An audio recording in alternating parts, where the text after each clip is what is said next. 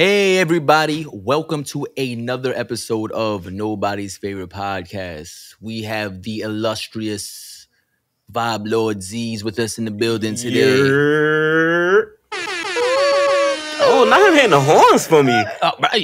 You see that? You see that? We got sound effects. Hit them horns. We got. Bring it boy. back. Oh, nigga said, nah, fuck that. He took his horns back. That's crazy. He brought them just back. And then we have the legendary, the always appreciated Jared Sensei Wright in the building. Let's go. Yeah. Give us a nice jazz Hold clap. your applause. Hold your applause. Nice jazz clap for that. And we got Justo, man. What? I was about to say, who are you? They know me, boy. Who are you? If they don't know me, they gonna get to know me. You heard? All right, man. So today, I'm glad I got my brothers on the show today, man. For those of you who don't know, these are two of the closest people to me. They are guys who know me very well. That's why I wanted them to be part of this podcast, this episode. That's why I wanted you guys to get to know them the way I know them. You know what I mean? We going deep dive into some relationship shit today. Damn, look at me, some fucking stuttering and shit. So we're going to deep dive into some relations. Like, hey, yo. Oh, shit. Fuck, we have to rewind that again. Press that button again. Yo, that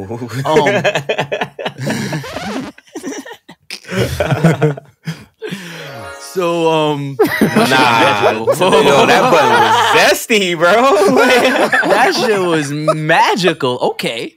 I want to talk to you guys today. I want to discuss relationships, right? And I want to discuss different types of relationships, everything from marriage to coworkers to friends, all different types of relationships, and like how people do and don't value them, and how a lot of times people can misconstrue what a relationship is or who they are to somebody, which can be detrimental to a lot of people's livelihoods. So today, I want to start with friendship. Okay. Yeah, I want to start with friendship today, man. I want to see, because I'll start too. I'll give you guys an idea of what I'm talking about here.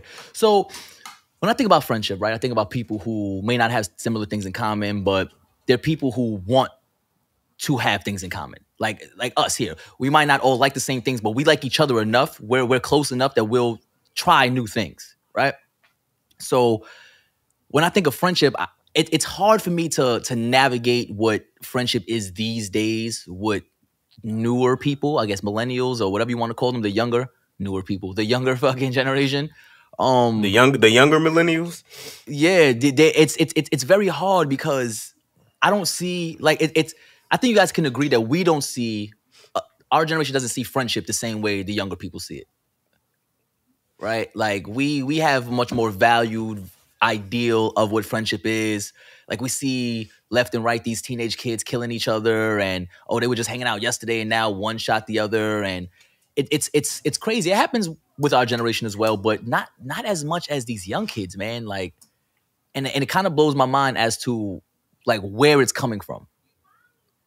Right? Like where do you guys think that this idea of, well, he's my man if he can benefit me, but if he ain't helping me get no money, then fuck him, I'm gonna shoot him. Like, where do you think that ideal comes from these days? I personally feel like it stems from, and I hate to be that guy, but like I personally feel like it stems from music, like and what people see on Instagram and or social media. You know what I mean? What they think is cool, like following trends of what other people are doing, like.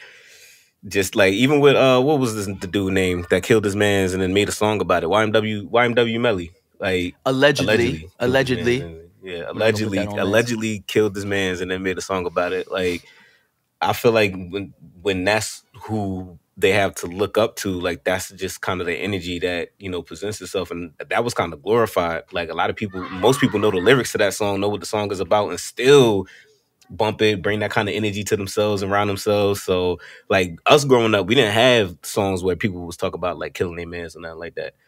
Like I don't know any kind of songs like that. Yeah, I So it can't think stems of it it. stems a lot from like social media and just that. I hate to be that guy, but I think that we as a culture have found new ways to measure the worth of life for one another, and we utilize those tools, those analytics, the money in the account, and we attach whatever that is to the actual value of the person. And so it's a little bit easier for us to let that thing go if it's no longer serving whatever it is that it was supposed to be serving. Yeah, I agree. And so because there's no value in it anymore, because we're the way that we're measuring value, it's easier. It's easy. Like if you drop a penny, let's say you drop a penny on the ground, you may or may not pick that thing up. But if you drop $100 bill, knowingly, you're going to pick that thing up. Yeah. And the only thing that's different is the value of it. Mm-hmm. And I think that people are starting to see other people as pennies and not $100 bills. Yeah, I also feel like it Absolutely. takes place like it takes with like these kids' favorite rappers dying left and right. You know what I mean? Whether it be like drug overdoses and XYZ, it's like you build a certain numbness to it. Like I remember, like for Pop Smoke, for instance, for me, like as soon as I got attached to Pop Smoke as an artist, it was like he was gone. You know what I'm saying? Like as soon as I got attached to Tentacion as an artist, he was gone. Like as soon as I got attached to Juice WRLD as an artist, he was gone. Like so, I feel like a lot of it also has to do with just life expectancy and what kids are viewing and watching nowadays, no matter what race they are, just in the culture period. Like Jared said, like just in the culture period, it's just you build a certain numbness to it, which makes you value life a lot less. Also, I think I think that the only thing I have in regards to a conflicting perspective on that is that it was a time where, like, as a black man, your life expectancy wasn't over the age of 21.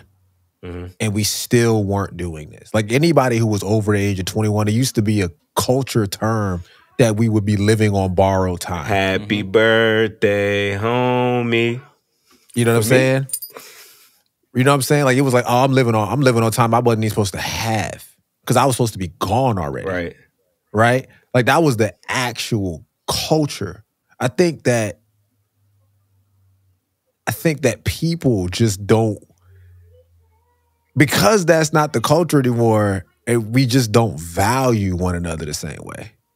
We just don't value. We don't understand the value of friendship outside of it being transactional. Absolutely. I think I completely agree with you guys on that. And to speak on the point of you saying like we don't value, people see each other as pennies instead of $100 bills. You're absolutely correct about that. Like I think that a big problem why people think that way now is because of us, not necessarily me, you, and Z's, but of our generation. Because how many of our generation is even caring about the youth? Motherfuckers leave their kids. They out here got kids hustling. And back in the day when I was growing up, I remember, like what you just said, oh, people wasn't living past 21. I remember that being a thing in the hood. If you live past 21 or you make it past 21 without going to jail, you are like you're a fucking dove, bro. Like that's you're a unicorn. How does that happen? You know what I'm saying? Luckily for me, I left the hood at like 17 years old and came to Pennsylvania, and that in essence literally saved me because I already know, like me and the people who I was hanging out with at the time have discussed this many times. We wouldn't be here right now if a lot of us stayed in the hood and did certain shit. So that was a real reality. And we valued our, like, it was a certain different type of value back then. Now it's like it's expected like that you should kill somebody. Like we didn't want to die. We was like, fuck it, like you made it, that's dope, bro. Like fucking great. Now that people are like, yo, fuck that. Like I need to be rich by 21 because I'm gonna die anyway early because I'm a rapper. Like that should be blowing my mind when with the mentality of these kids these days. Like and I could speak from experience with younger generation that I know, like my son, my little brother. The mentality of these kids, they run around and they think certain shit is cool, and they think that they have to have certain stuff by a certain age, and it fucks up their entire train of thought. It fucks up their entire progression. It fucks up their determination, their drive, everything, because they feel like if they don't have it by this time, then there's no use in continuing to try. Like I don't get that. You know what I mean? And then that feeds into the fact, and then that leads to them being like, okay, well, if the people I'm hanging out with don't got that by that certain time, then they ain't no good for me, and they not good friends. You know what I'm saying? Like, cause they can't help me get on tour. They can't help me get in the studio. They can't help me get this, but they can help you get happiness. They can help you pass your day. They can help you pass your time. They can help you do like. You get what I'm saying? Like it's just it doesn't make sense how these kids think these days and what they value in other people. Like I said, man, the things that they value are the things that they can measure. It is. Everything is analytic. Everything. Yep. Everything's a metric. Yep. I can't put a metric on. I can't put a metric on you making me relax. I can't put a metric on you driving me to be motivated. I can't put a metric on friendly competition, as you guys kind of talked through, last week when we were talking. Yeah. Like I can't put a metric on that, but there's value to that. There's inherent value in that, and we don't adequately put that value into perspective. Yeah. We definitely take for granted a lot of things. And like even our generation who has more of a value for certain stuff, for friendships, for relationships, for companionship, we definitely still take things for granted, but definitely not as much as this younger generation. Like even with their family, this kids don't want to check in on their grandparents. Back when I was younger, I pretty much lived at my grandmother's house. Like I was there more than I was home. Like going to your grandparents' crib was the best thing. Now kids, they don't check in on their grandparents. They don't really care about none of that. You know what I mean? Like getting that little $20 for Christmas from my grandmother in that card or for my birthday. That was I appreciated that growing up. Nowadays, they ain't doing nothing for these kids. They can't buy. They're gonna use that and buy a bag of weed and then forget all about it. Like this shit is crazy, bro. Yeah. Yeah, I feel like my experience with grandparents is a lot more different than most people that I know. Cause like, yeah, when I was a kid, we spent a lot of time at my grandmother's house. But it's like as we got older and started having kids and life just started happening, like grandparents kind of started to just, like become a distant thing. You know what I mean? Like all the way up until losing my grandmother, like that. It's like we also allow life to get in the way and forget the importance of having relationships with people. Mm-hmm. Like I think that also plays like we become real selfish, which plays a major part in it. And I don't even think it's intentional. I think that is like time just goes by so fast that you don't even realize like, oh shit, like I forgot to hit up such and such a day. Or I forgot to like Justo, I'm on the phone all the time with my family. Like, but it be times where weeks go by, months go by, where I don't hear from certain people, and it's just like life. We allow life to also get in the way, and it's selfish, essentially. Absolutely. So I think that it's not a purpose, like mean to be selfish, but Nah. It's just it things, and then it boils down to what we tend to prioritize, right? At the end of the day, because when we do things like I'll check Instagram, I'm clearly prioritizing Instagram over other things the dozens of times during the day I'm checking it. You know what I'm saying? I'm clearly prioritizing Twitter or Facebook or smoking a blunt or whatever. Whatever you're doing at the time is what your priority is at that fucking time. And too many people are prioritizing the wrong things. Well, they're prioritizing the dopamine shot. Mm-hmm. I mean, it's that's the age we live in. Instant gratification. If I can get a dopamine shot as much as I want all day. Like, I don't want to, you know what I mean? Like, It's going to manifest itself in so many different ways. Some people need it. Some people need to cope and things like that. And there's definitely, I mean, binge watching a thing is a term, and the word binge is used, intentionally. People sometimes people need to escape. But I think that we've gotten to a place now where the escapism is becoming the norm. And we're measuring people's value or our friendships in the scope of the escapism. Which is also why it's easy to like even if you think about like blocking friends, like you couldn't block your friends back. Like I live across the street from you. I'm knocking on your door. I'm gonna call you out the window. You gonna see? You're gonna answer, and you're gonna tell me like, "Yo, I don't want to hang out with you." know And we what I'm might saying? fight Like, because I know why? your What the problem mom. is? I know your mom. Like your mom is gonna invite my mom over for Thanksgiving. Like you can't really block me, bro. Like it's not going to happen. Yeah. But in the escapism world that we live in now, a block is a block.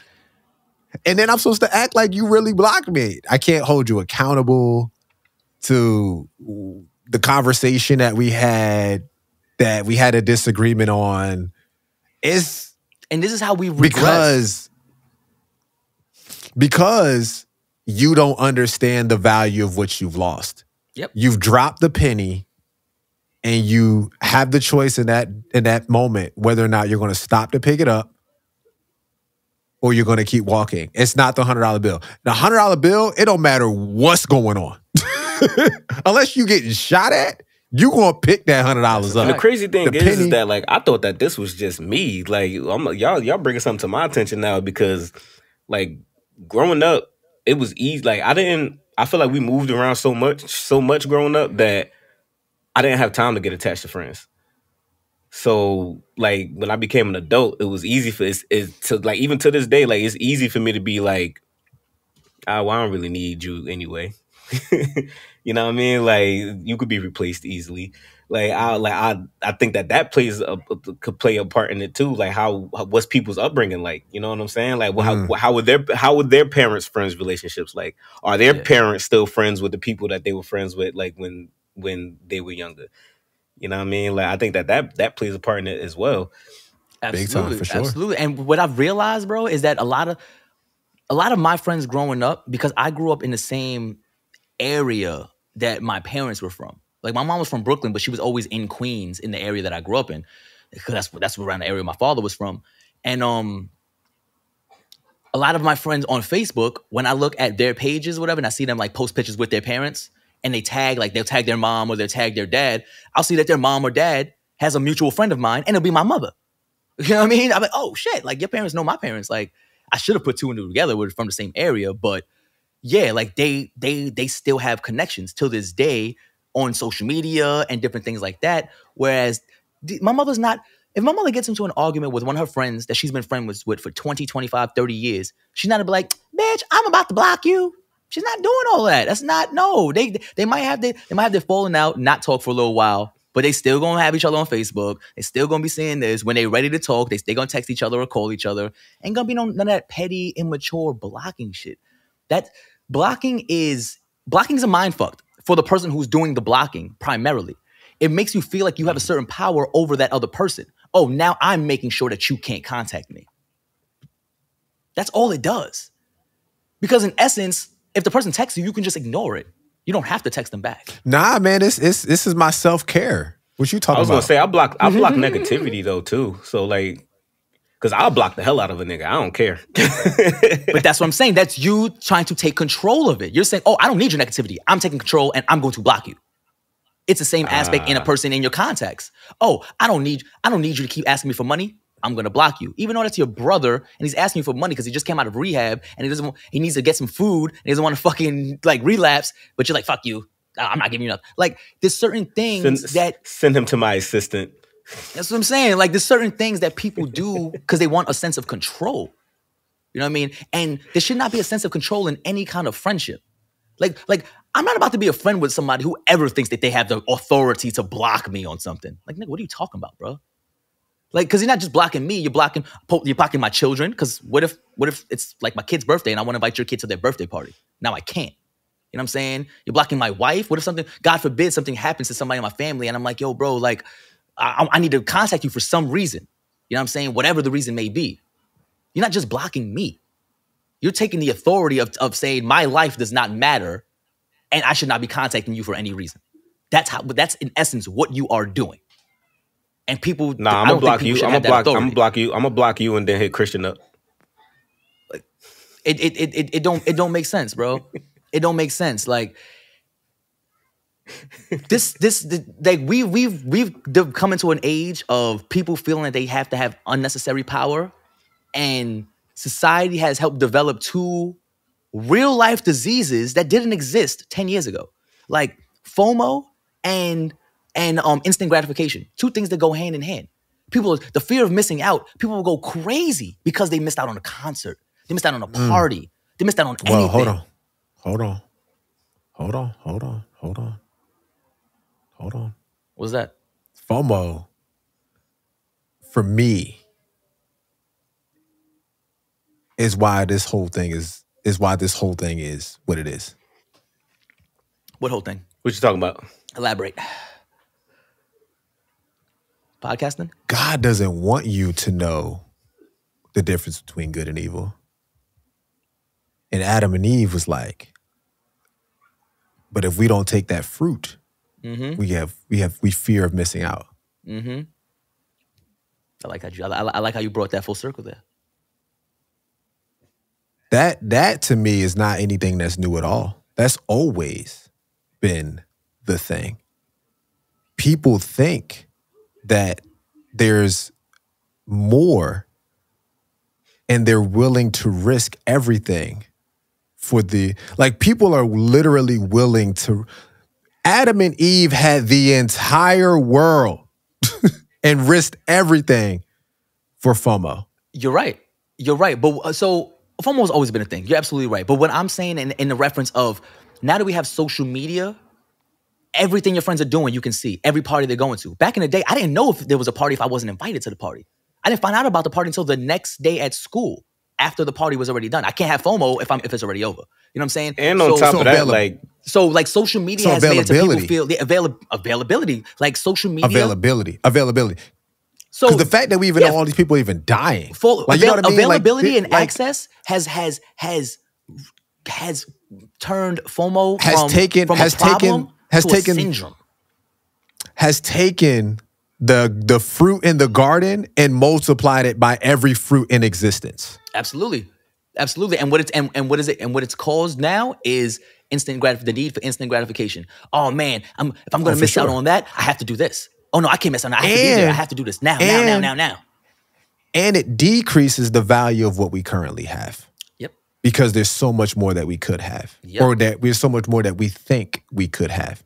So like, even if we're talking about from the place of the party, man, you was at a party and now you know about another party and you're like, man, I wish I was at that party too. Yep. Because that party looked like it was more fun. You know what I mean? like I'm here with my boys. We all here, but I want to be there because there's girls there. That's crazy. And you can put a filter on it, and you can make it look a way that it's not really, and people be envious of the experience that you had, even if reality wasn't better. Even if in reality you weren't even having a good time. You didn't post no pictures of yourself looking miserable. You just posted the environment. That's what I was about to say.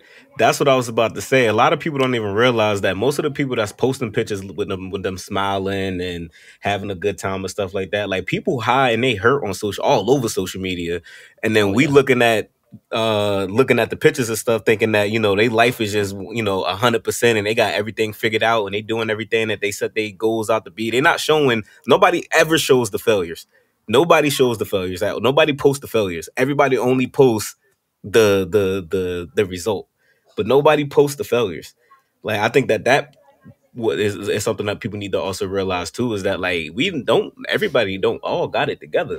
Like I be having conversations with people that with certain people that listen to my music, and when I rap a certain kind of way, whether like if I'm doing like an upbeat song and it's like a song that's uplifting and trying to bring people to feel better about themselves and X, Y, and Z, and then I'm posting on Instagram about feeling better about yourself and X, Y, and Z, like people will look at that and be like, oh, he's really happy. Like, nah, nigga, I'm kicking and screaming inside just like you. I'm dying inside too. If anything, I'm pushing this out there because I'm trying to bring that kind of energy back. So I'm just pushing the positive energy out and constantly pushing positive energy out. But I think that's another thing that people don't really realize is that like it's all fake. Yeah, None of it's a lot real. of it is not. A lot of it is. A lot of it. I want to say a lot of the majority of it is deceptive perception. Like we're perceiving something to be something that it's not. You know what I mean? Like we look, like you said, all the filters, all this and that, and the glitz and the glam, and it ain't what we think it is. But more importantly than it not being what we think it is, it damages our relationships. It makes us think that, oh, these people are doing things without me. They must not really be my friends. How could they not invite me there? Bro, it was his grandma's 92nd birthday party, bro. Like, just because he took a picture with his cousins in the backyard don't mean they was out there listening to Chief Keef and Lil Durk, bro. Like, relax. You know what I'm saying? Like, you also have to know, I think for me, right, even the flip side of that is that the people that I have friendships with, I know the parties to invite you to. I know the things to invite you to, and I know the things not to invite you to. I know you well enough to know where you need to be. Yep. And trusting, and people that know me would have to trust me well enough to know that I have their best interest at heart. I think we were talking about that even a couple weeks ago. I was talking to a family member, and I was like, I ultimately believe that people are doing their best and that people have my best interest in heart until they show me that they don't. And so with that being said, as things don't come to fruition, I think the way that I would have liked for them to come to, I don't charge the person because I do fully believe that they did their best and that they have my best interest in heart. And there are other things outliers in that may have prevented whatever the end result to be less than desired. But with that being said, is because I ultimately value more the person than I do the result. Mm-hmm. And so for me, in order for me to maintain the value of the person, I have to ignore the result. Because the person ultimately doesn't really have any control of the result. They don't. Yeah, that's true. I recorded a podcast 3 times today, and I've been recording podcasts forever. And if I only had 30 minutes to do it today, I wouldn't have had to complete a podcast today. Because my first were dubs. But that doesn't mean that the first 2 times I didn't do my best. It was just things that I didn't check off. And it were things that just happened, that the garage door opened up downstairs during the recording. Yeah. Right? Yeah, That's you're how, right. that's You how know I what I'm feel saying? that's how I feel right now with this microwave going off behind me right now. Don't even worry about it. I thought that was Don't a even worry truck about it. It is backing what up it is. outside, bro. It's driving me crazy, bro. You're absolutely right, though. People are way more. I think that focused on in the order for result. me to maintain, value in a person, I can't focus on the result. And the reason, and the part of the reason that started that for me was that if I look at my sin and I put that up against my value or how I think God values me, it's over with. It's over with. No, for I me. I agree with that. You see what I'm saying? I somewhat agree, though. I agree to the extent of you're right. You should never judge your friend on the result because you said the result, they can't always control the result. But I can't judge it on the person either. I have to judge it on the attempt. Because if I keep judging on a person, I'm going to keep giving you chances, and you're just gonna keep fucking me over. So I have to judge on the attempt. Even if you weren't able to give me a proper result, at least you tried. Like, you didn't just say, "Oh yeah, I got you, I got you, I got you," and just left me in the dust. That goes into the first 2 points, which is, do you have my best interest in heart? And if you did your best, right? Steph Curry will shoot 15 for 16, and then he'll shoot 5 for 16. He did his best in both games, right? That's what I'm saying. Mm-hmm. That's what I'm saying. No, like, I agree with that. I have to get it to that point. If I get it to a place where it's transactional, then I'm keeping score. And it's so crazy that you wanted to have this podcast today, Justin, because we did not talk about what we talked about yesterday in 6th grade, which is friendships and defining love, biblically, obviously, but patience, kind, doesn't keep track of trespasses and wrongdoings, is not proud or boastful. Like all of those things are what we kind of talked about yesterday. Nice. And if I'm saying that I'm trying to adopt, because we don't have those things inherently. That's things that we have to say it, read it, say it, believe it, start to live it out. If that's something that I fully want to adopt my life to, I have to call myself out when my life doesn't fulfill those things in particular. And so we started having those conversations like, is that love? Is that patient? Is that kind? Like, no. Are you keeping track of wrongdoings in your marriage? Yes. Is that love then? Well, if we're basing it, if this is the standard, then no. Yeah. And it's really hard because because when you look at once again, if I put myself up to what the standard of the Bible is, I'm gonna fall short every time. And God still says that I'm the greatest thing he's ever created. And not just me, but every human being, right? So that's the inherent value I think everybody has. I'm trying to get to a place where I'm always living from that space. But that's not the value system of the world. And that's unfortunate that that's not the value system of the world. What's even more unfortunate is that that's not the value system of moving beyond friendships to romantic relationships, marriages, situationships, whatever you want to, whatever type of romantic encounter you have with a person. It's just there's no value anymore. Like so many people, and it's crazy that they call them. They're like, "Oh, you're mad old school. You're mad old school when you do certain things." Like how I'm old school because I show love to my woman. My woman's old school because she doesn't mind like washing my clothes or doing dishes. So like, I'm glad that you said that, right? Mm-hmm. So, at my place of work, right? I got these two people in there that is a guy and a girl who this girl went to a married man. It's called the job.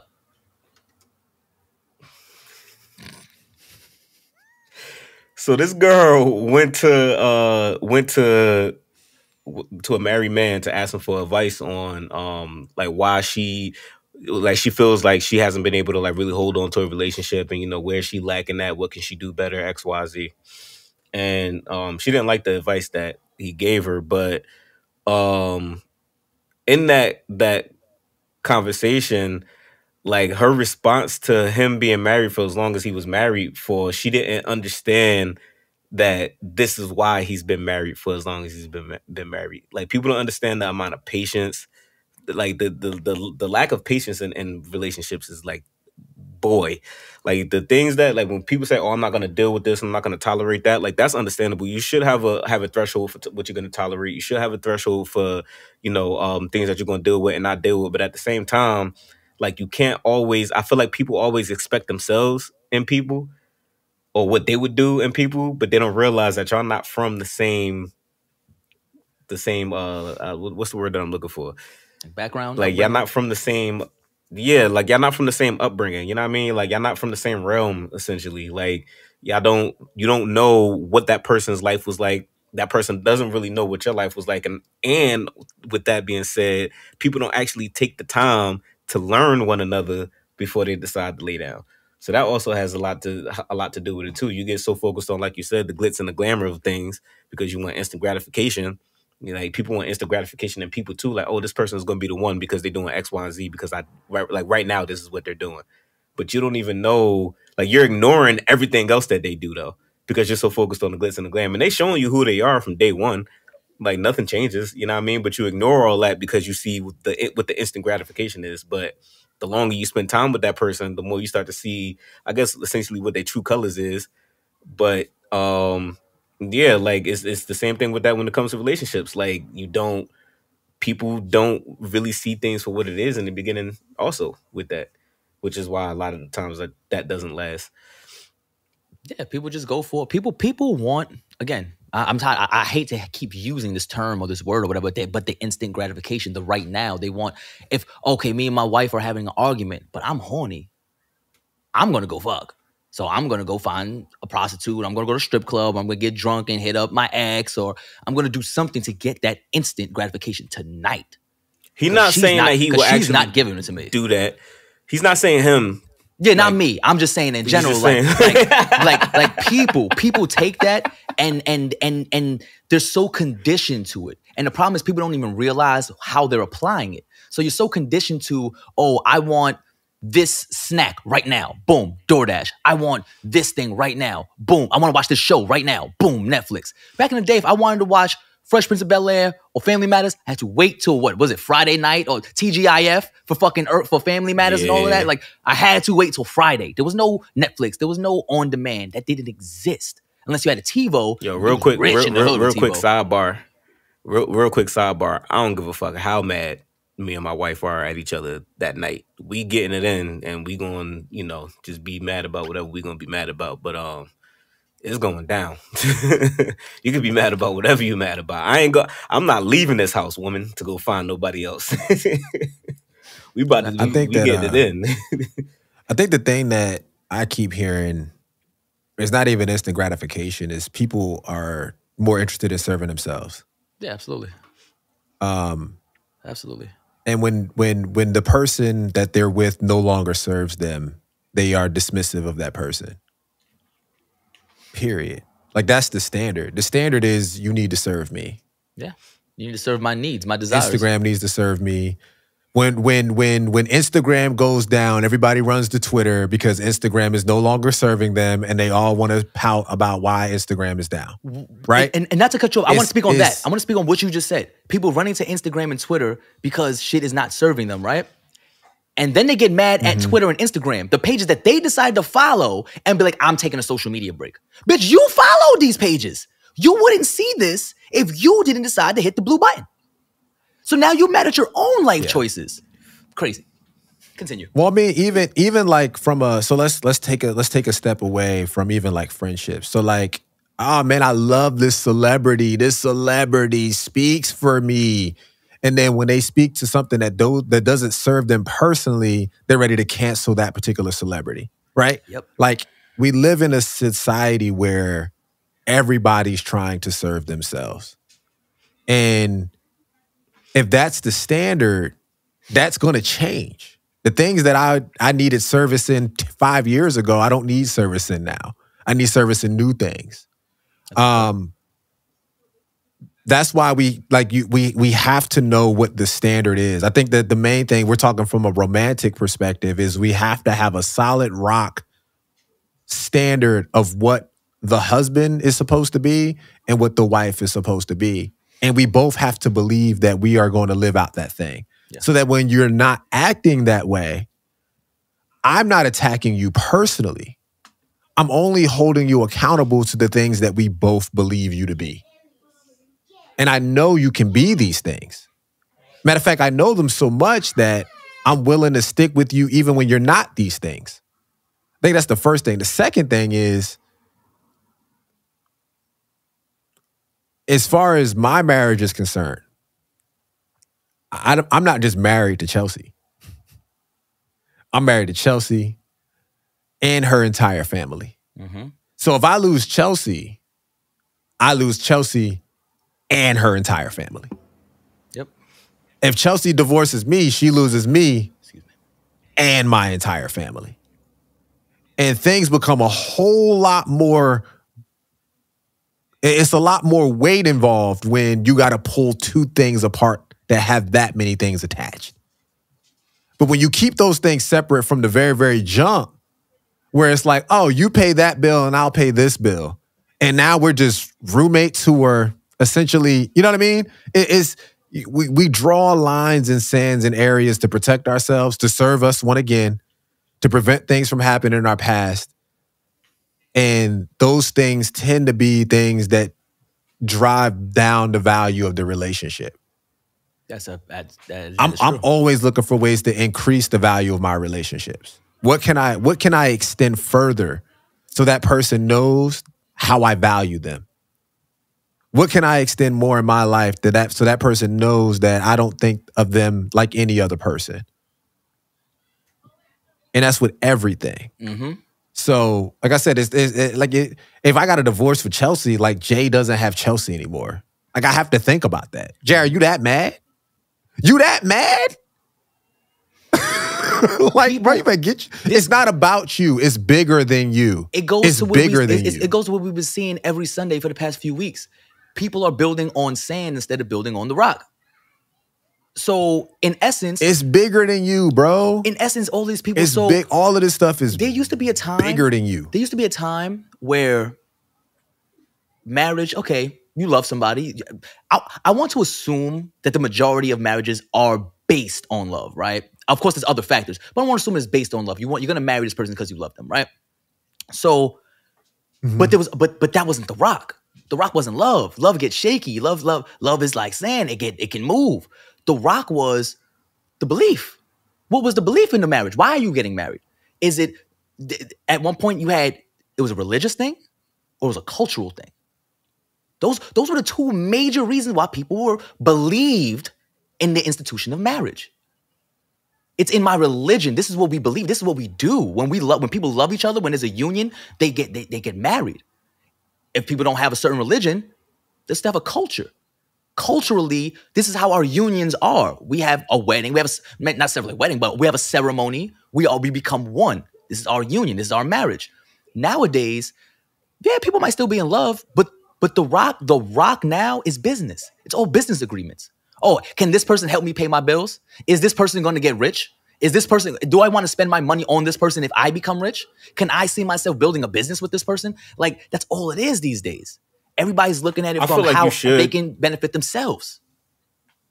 I feel like you should. I mean, just me personally, I feel like you should get married for security. I don't think you should get married for love.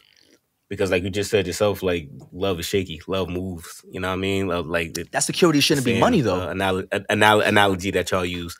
Like I feel like it's like people should get married for security, not financial security. You know what I mean? Like not only financial security, because financial security should kind of play a part in it, but it also should be are you willing to deal with the ups and the downs, not just the ups when it comes to financial security? You know what I mean? Because it's not always going to be up. It's going to be times where things are going to get rough and your marriage is going to be tested through financials.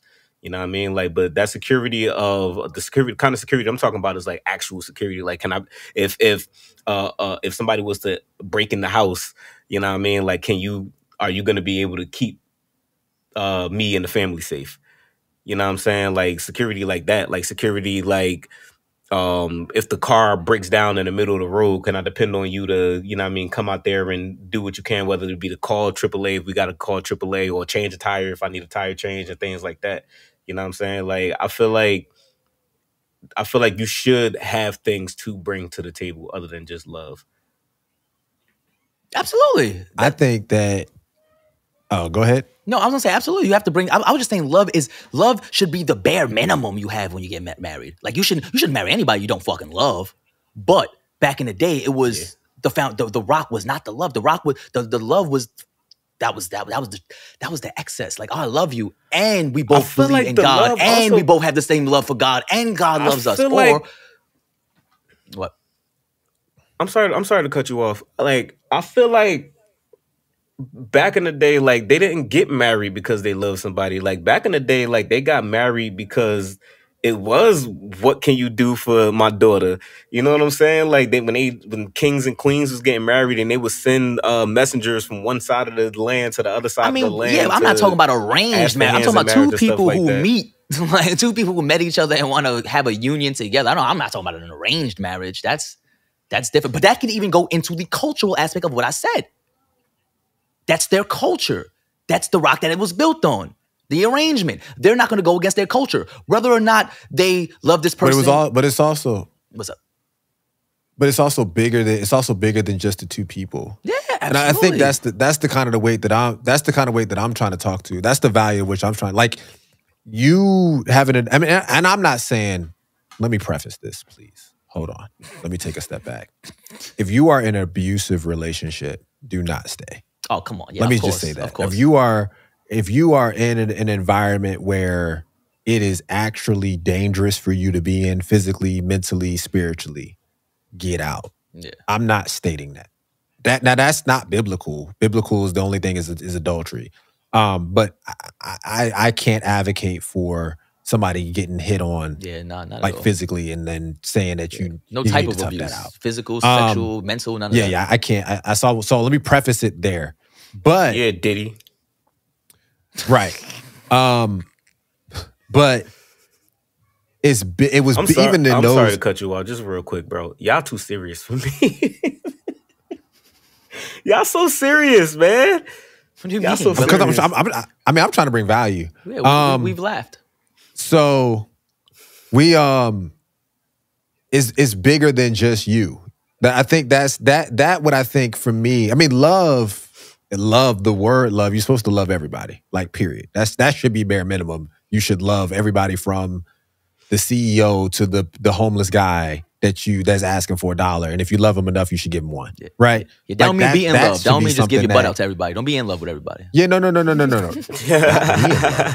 But love being a place that you exist in totally should be where you just reside, right? I think a lot of people would just lives would change if we just existed from a place of love. Like everything would be different. But then it would be too easy. No, it wouldn't. It wouldn't. I mean, so it's Love is still a fight too, because people piss you off, and it's hard to love them when they make you And mad. so wait. So I don't want to attain heaven because heaven's gonna be too easy. Because that's what I think heaven's gonna be. I mean, essentially, if you think about it, yeah. Like I can't really speak on the Bible, you know what I mean? Like, but like I could. Speak I mean, I could speak for what I know, like what the Quran says about heaven and hell. You know what I mean? Like, so love is not gonna be spread through heaven? no, it will be. It will be. That's not what I'm saying. What I'm saying is that like it would be too easy. Like we have these tests, we have these trials. You know what I mean? For a reason. It shapes us. I feel like these trials and these tests and these things that we deal with, as far as especially like with love being one of the trials and tests that we have. I feel like we're essentially getting filtered for the better version of ourselves, and the best version of ourselves is what paradise is. Like the best version of you. But you just said it'd be too easy. Yeah, like because then you don't have the tests and the trials. Like it says that. So you think you have to earn your place into heaven for you? Yeah. Why? What on earth could you do that could get you into heaven, bro? There's nothing we can do that can earn our way into heaven. But this is where like the book and like okay, so I'm just gonna say this. So in the Quran, it says Allah says, anything that I made easy for you is in the hellfire. Anything that I made hard for you is in paradise. So that means that when it's hard for you to like basically like submit to his will and to live a certain kind of like to be, it's hard for a lot of people to be faithful to their wives. You know what I mean? Like I personally know people that he's like, yo, I can't help it. Like I can't help cheating on my wife. I love my wife, but I just can't help it. Like I don't know what it is. He's like, I'm to the point now that I literally just stay in the house. Like when the leaves is falling, when fall comes, he's like, I'm happy because that means I know I'm gonna be home raking up leaves. I know I'm not gonna be out doing X, Y, and Z. So it's like, for if it was too easy for him, then like you get where I'm kind of going with this. No, I don't. So I see where you're going with it. So for me, it's just, to me, he just doesn't. He doesn't have a strong relationship enough with whatever his higher power is to tame his flesh. But you still can. I know people who pray, who do everything that they feel like they do, and they still struggle. We all have. Nobody's saying you're not going to struggle. No. Wait. That's not what I said. I said he doesn't have enough. He's laid down and submitted to the thing that he knows is detrimental to him. Not like I'm trying to get over this. Matter of fact, I love it when I have no choice, because when I have the choice, I'm going to do. You are continuously submitting to your flesh and saying that no matter what my spirit says, in order for me to do right now, I'm going to do what my flesh tells me to do. Yep. So, and whatever your higher belief may be, whether it's God or your marriage, that's what's going to stop you. You're like, not God. You think about going to cheat on your wife, think about God. Oh, no. That's going to stop me. You think about going to cheat on your wife, think about your fucking wife. Oh, no. That's going to stop me. It's that easy, bro. It's that easy. You know, for you, think about the earning of getting into heaven. If I continue to do this, there's no way. There's no way. It's But for that some easy. people, that's hard. But for some people, that's hard, though. That's because they don't have a higher belief. They don't believe in something more than they believe in the pussy. You don't believe in God more than you believe in pussy, bro? Because that's the only reason why you would go to cheat on your wife before you like, nah, that's not what I'm supposed to be doing. You have a you put. I'm not. What I got from I'm not saying that. I'm just saying that when you get to a place where you're like, I can't do nothing about it, I'm like, wow.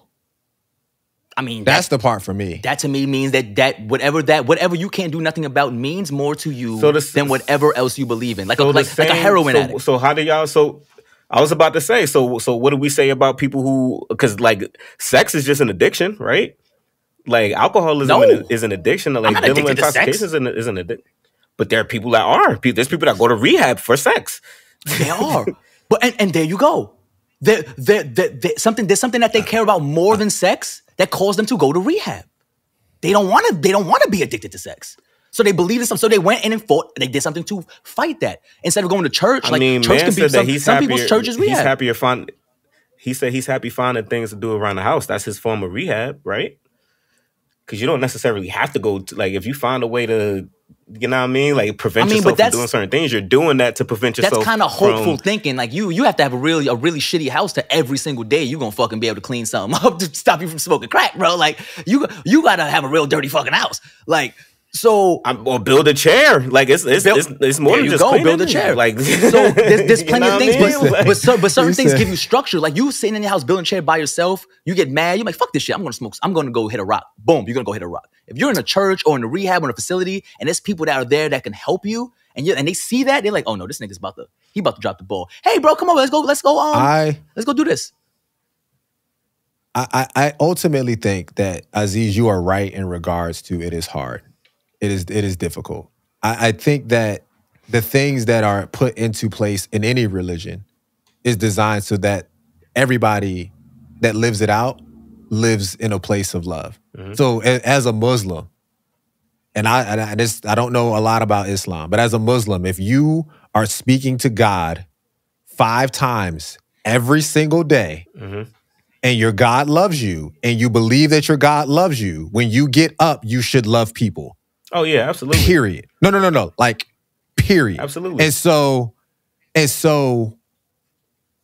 that's hard to do, but that should be what the goal is. Mm-hmm. And so going back to the original statement, which is love is the bottom line as how we should be treating each other. Like, it wouldn't be hard. The only thing that would be hard is that everybody would need to maintain the disciplines that are aligned with whatever their higher belief system is. When they leave out from those places, it should be actually very easy. If God loves me way more than anybody else could love me, and then way more than I can even receive, then the extra love that I'm given, I'm just trying to give out. God is blessing me with an iPhone, and I'm trying to get on he's blessing me with an SM7B, and I'm trying to get on a podcast so that I can give people information. Not so I get on here and like just bull. Like I'm trying to love y'all the way I know God loves me.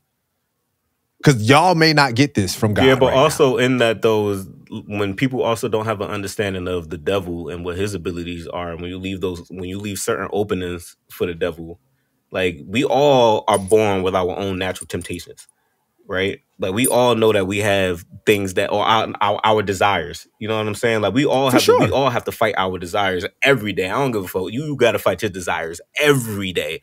You know what I mean? Like for sure. But for a lot of people, when you leave an opening for those desires to for the devil to infiltrate and pull you closer to, you know, what God doesn't want for you.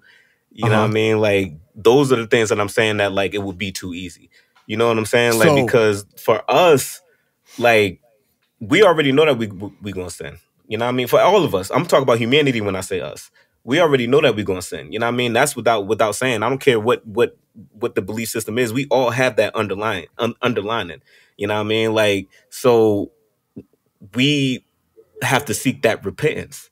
For a lot of people, it's hard to seek that repentance, and the repentance is the part that's the hard part. That's what I'm saying. That when I said that it would be too easy, if we just loved everybody and everybody just repented, because like you said, if you was praying 5 times a day, if you was going to church every Sunday, you just said, you know, you want to give that love to us. So if you are constantly seeking that relationship with God, and you know what God doesn't want for certain people, you have that understanding already that you can give that love.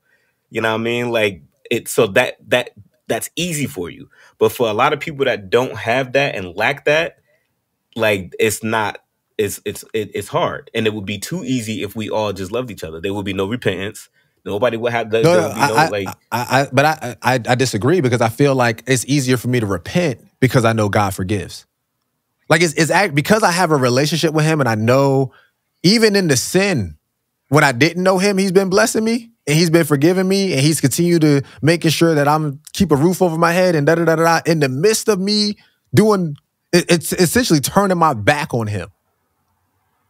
He's still somebody I can go to. It's much easier for me to be like, yo, God, I messed up today. I know you know I messed up today, but I messed up today. And oftentimes our earthly fathers and how they father us is how we think God is a father to us. absolutely, I agree. And so if your father is somebody who's angry, or somebody who chastises or disciplines harshly or whatever, we tend to think that. And once again, it wouldn't make it easy. When Adam and Eve bit the apple, what did they do? And from a biblical perspective, it said they were naked. They realized they were naked and they covered up and they hid, right? So, like, it's not easy. But God, even in that moment, was like, where y'all at? Why y'all hiding? I know what y'all did. I know what y'all did. I know what y'all did. Stop hiding. You don't have to do that. And I think that type of love, if you live from that place, the bottom line structure, just relationships, the value is going to be drastically different.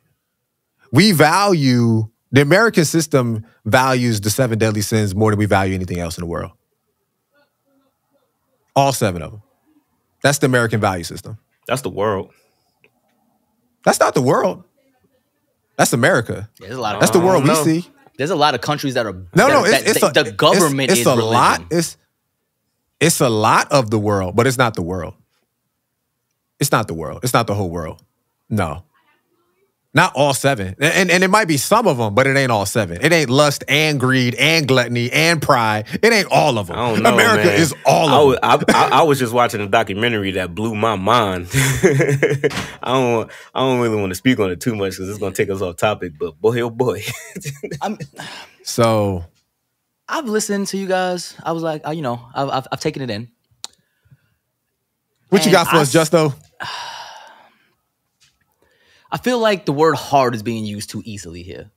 Like, I don't see it as hard. Like, only things in the world that are hard are things that you don't know how to do, or things that's it. Do you know how to ride a bike? Yes, it's not fucking hard then. You can get on a bike and you can ride it. It's hard for somebody who doesn't know how to ride it. Do you know how to build a house? Yes. Okay, so it's not hard for you. It's hard for somebody who does not know how to build a house. Do you know how to do this? Things are only hard when you don't know how to do them.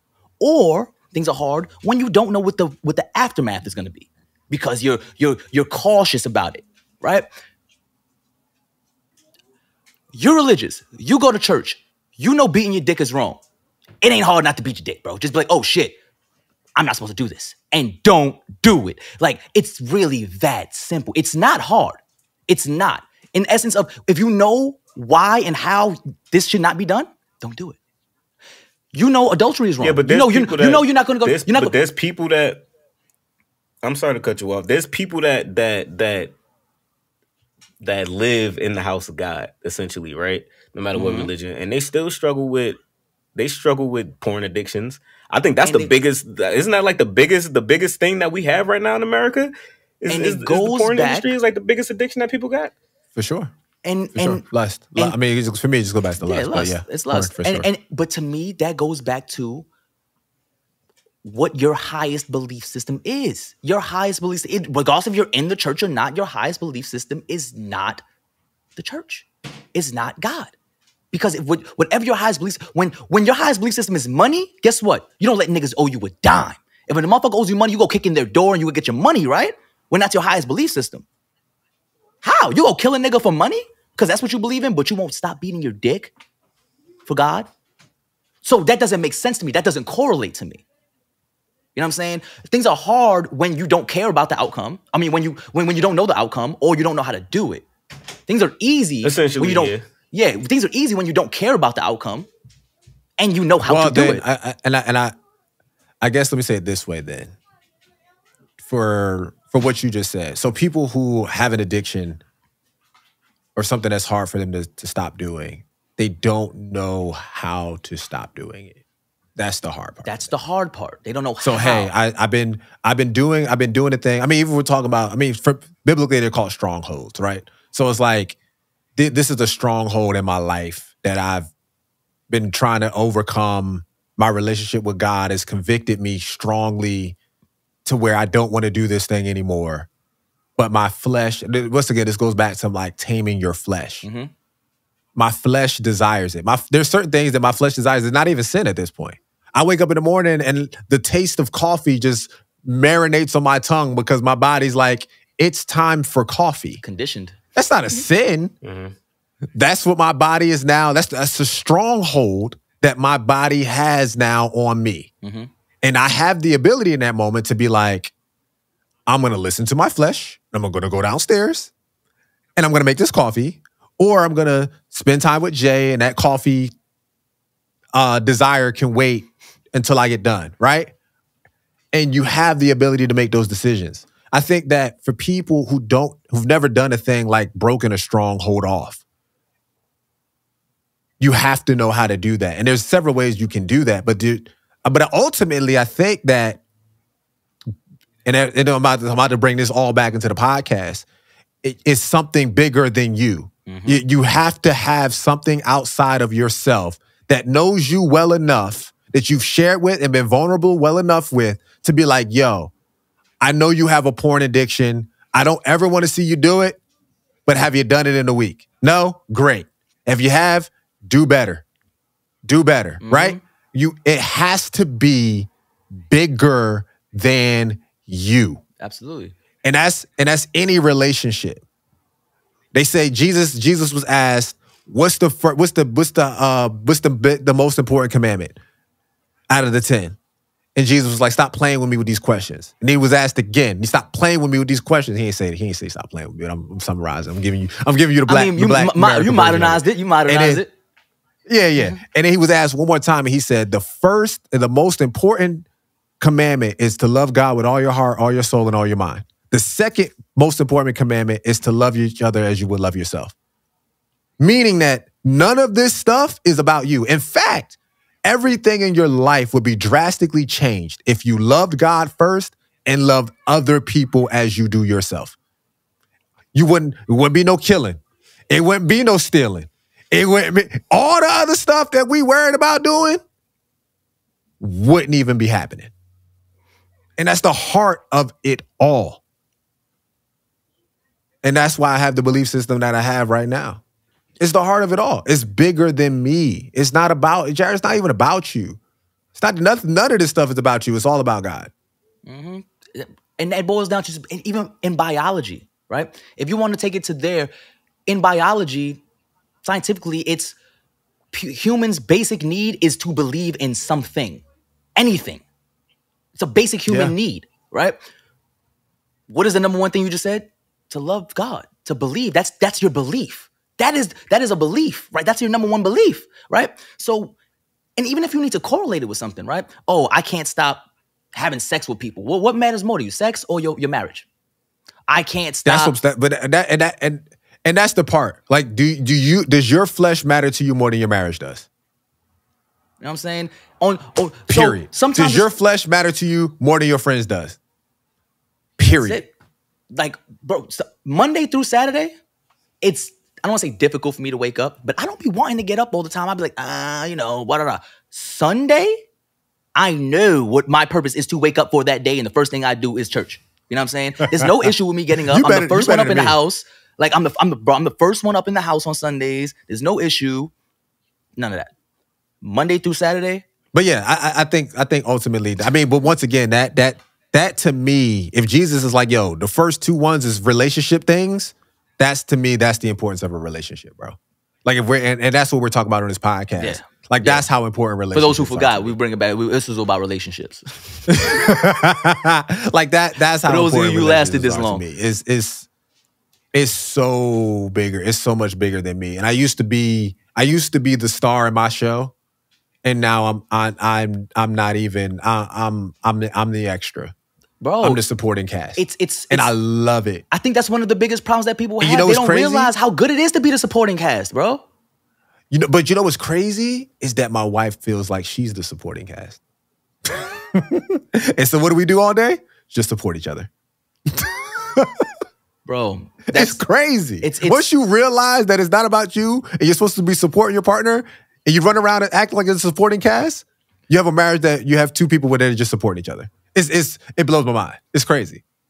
It's so crazy. Yo. Knowing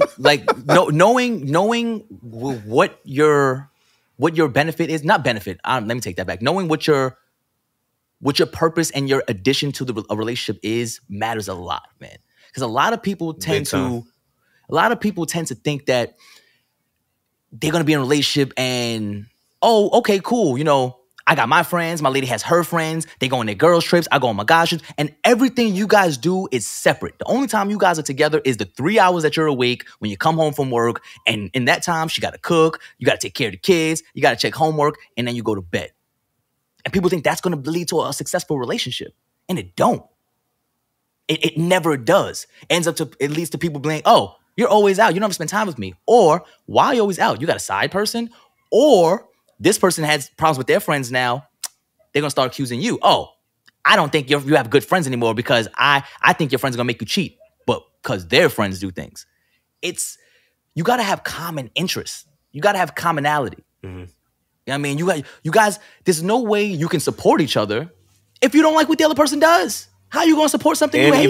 Even to add to that, like you gotta hold each other accountable for certain things. Like absolutely. For me, for instance, like when, like for me missing if I miss prayers and I'm constantly missing prayers, you know what I mean? Like your spouse, your significant other should be there to tell you, like, hey, like, you know, we kind of falling behind and lacking on our prayers. We need to, you know, do X, Y, and Z. If you losing your relationship with God, essentially, you know what I mean? Like, and you know why? And you know why though? And I'm so glad you said that, because it changes who you are. It changes who you are. And even dating back to Adam and Eve, right? Like the devil didn't go to only Adam and said, yo, you should go over there and you know, eat from the fruit of knowledge.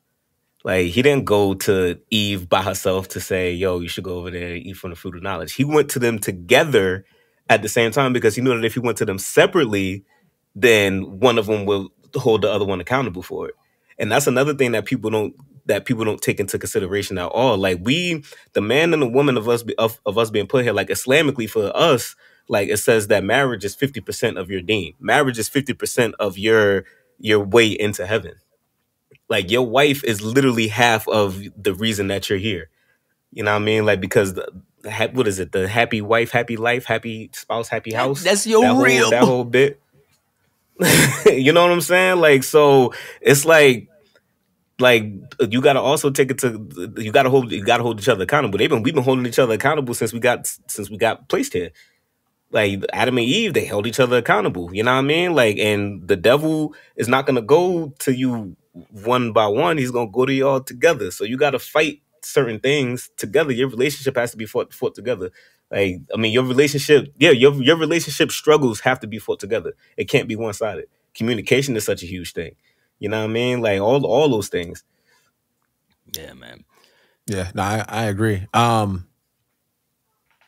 Yeah, I listen, man. When it comes to you gotta be a unit. You gotta value yourself and your relationships more than anything else. The accountability part is a harder part for men than it is for women. I think. Oh, nah, we not about to do that. No, we can. Nah, I'm We sorry, can. bro. I'm What? sorry. I'm sorry as hell. I'm Why? always sorry. I take account. I'm always sorry. So I go. Women. I go to a big old church.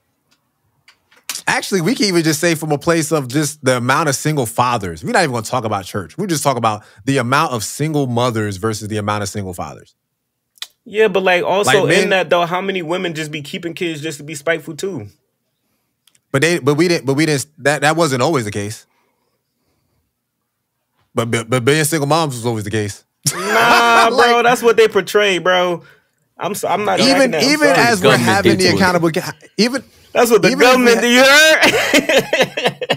heard? even as we're having an accountability conversation, we can't take accountability for our own. That's shit. because Like, that's because crazy. it ain't a woman here to be That's- to That's be in that part. crazy. And bro. that's damn. That's 'cause it wild. ain't- That ain't- even ain't a woman here to even fight as I here. bring up accountability, we Hey, can't look, be held accountable. all I know is that I like me personally, and this is just my own personal experiences. So why are you feeling attacked when I say somebody's lacking accountability? I'm not feeling it. I'm just saying that is. So why do I'm you just feel like saying you that need is to defend false. it? I'm So just why do saying you that need is to false. defend it? For my personal experiences, I'm saying that is false. He's saying because he says sorry all the time. That ain't accountability. That's remorse, nigga. That's not accountability at all. Nah. So what kind of accountability are we talking about? Owning stuff, like actually doing something about and changing a thing. Like men don't change saying things sorry about them. one Men- time There's and making sure actually you a thing change it that so you don't have to say says- sorry a second time. There's Right. actually a thing that says men don't grow up, we grow old. Like this is actually a thing. We don't grow up, we grow old. Like men have a hard time with accountability. I'm not jacking it, bro. Okay, you ain't got to. The great thing about it is you don't have to, but there are things that us as a friendship haven't held you accountable to, or when we do, you don't hold yourself accountable for. And so, and we don't need to go deep into that conversation, but that in and of itself is what manhood is. We don't even have real conversations as men. We have conversations about sports. We have conversations about things that we do better than one another. But when it gets to a place of like actually getting into The a real nitty-gritty. direct conversation, we don't have those types of conversations. We don't. Yeah. We don't hold each other accountable as men. That is actually in. I can see it's that. actually I can agree in to the that. actual fabric of women conversations. Accountability is. Like it actually is. And so that's what I'm saying. I don't know. I feel like it don't might have- be equal though. So No, so because- what I'm gonna Jared tell you why. so what Jared's saying, I'm gonna like tell you're you- actually right, because a woman will come to your house. Your mom comes to your house. First thing she says, so you guys don't do the dishes around here? Your pops come to your house. First thing he says is, all right, cool. Where's the bathroom? Where's the TV? Not my pops. Not my pops. I'm not talking about that. I'm not even talking about from a parental. No, I'm just saying from a conversation. I'm male talking and about- female perspective. he was using like, that as an- he was using accountability. that Yeah, as an like example. regular, just regular conversation. We don't hold each other accountable. Like if you and Crystal broke up, either one of y'all, the conversations that their friends would have with them about you, and the conversations that your male friends would have about them to y'all would be two totally different conversations. So I don't know, man. I feel like maybe because I'm just using my own personal experiences, like my male peoples that's around me, when me and Crystal was going through what we was going through, and this is a recent conversation that I just had with my wife. My male peoples oh no, bro, you need to handle this way. You need to grow up and do this way because like you got to realize you an asshole too and blah blah blah da, da, da. These are the males that's around me. Mm-hmm. The females that's around her, and I just recently found this out with a conversation that I had with her. She just told me that her best friend played a major part in why we was going down the slippery slope. A major part in what they had an episode on the Boondocks about it, right? All good jokes contain true shit, right? The episode where Granddad was dating a one woman who was on the phone with her friend, and her friend was like, "Oh no, girl, you need to." Da, da, da. I'm pretty sure, Justo, you seen that episode? That was the one with the cheddar biscuits. Shorty was getting the cheddar biscuits. It was the episode where old girl ended up blowing herself up in the car at the end of the episode. Oh no, I don't remember. Like, yo, hold on. Speaking of even that, and I'm not even worried about the Boondocks episode. I'm talking about, yo, I don't know why that girl acted like that, bro. I ain't even do nothing, bro. I just cheated on her like 15 times and she acting crazy. She acting crazy because you cheating on her like 15 times, bro. More niggas in this world are that's blue why face she's acting crazy. than are not, bro. That's a shame. Like, that's what I'm saying. Like that is what men, like, we are the best, like, bait and switches ever. Like, we got that thing locked. I feel like it's equal. You know, girl, that's just me personally. I was just playing with you, girl. I feel like it's equal. Like the double standard. The entire show of Martin was... There's double standards. The entire show of Martin was that man not taking accountability. So, like, even for something as simple as this, right? Like, let's say you in an industry where you're working with young teenagers who have to serve older customers, right? And let's say one of the teenagers is a male. He goes out there with these older women. They flirting with him. They hitting on him, calling him, all kind of crazy stuff. They go to smack him on the butt, right? If he starts crying, that boy get called all kind of bitch. He a sucker. Why you crying? Like, oh, man up. Da, da, da, da. Like, that's what would happen in a sense. That's what happens to the boys, right? But if it was the other way around, and a dude was to do that same thing to a female, is, oh, now we got to attack that man and we got to do this to that man, the XYZ, because that man shouldn't have been doing that to the... Like, I feel like it's even, bro. I really feel like it's equal. I feel like the levels of it's a double standard. I feel like there's a double standard to accountability. No, I feel like there's just certain things that are masculine and are certain things that are feminine. Like, it's not masculine to get slapped on your ass. Like, that's like so if you were to get slapped on your ass and start crying, like, there's nothing about that scenario is masculine. So I feel like I'm talking about in the sense of being touched, or, like, you know what I mean, like feeling like molested or groped or something like that. It's still uncomfortable. No, I'm with you there. I think that the difference there for me would be superiority is in the male physically, and so I would challenge and say, how big was the person? Was she bigger than you? Like, what? Like, how is somebody? It's like how is a child gonna do anything to me physically? It's just not gonna happen. Like, why did this man cry? Not for me to be like. Not for me to go. No, I'm not talking about a man. I'm talking about teen, like just children. Like, if why is somebody slapping this child on the ass? To me, a 16-year-old is a child. All right, no. Teenagers to me is a child, right? You're talking about, if I'm a male. I'm just trying to understand the scenario. Okay. As a male, if I go out somewhere, I'm not a big guy at all. No. I'm skinny as heck. If a 16-year-old girl slaps me on the butt, is what you're saying? No. Not you. Not a grown man. I'm talking about children and adults. Like, if there's an adult female that goes to essentially grope a 16-year-old boy, and that 16-year-old boy cries about it, then he's called all kind of names, all kind of names. That's not true.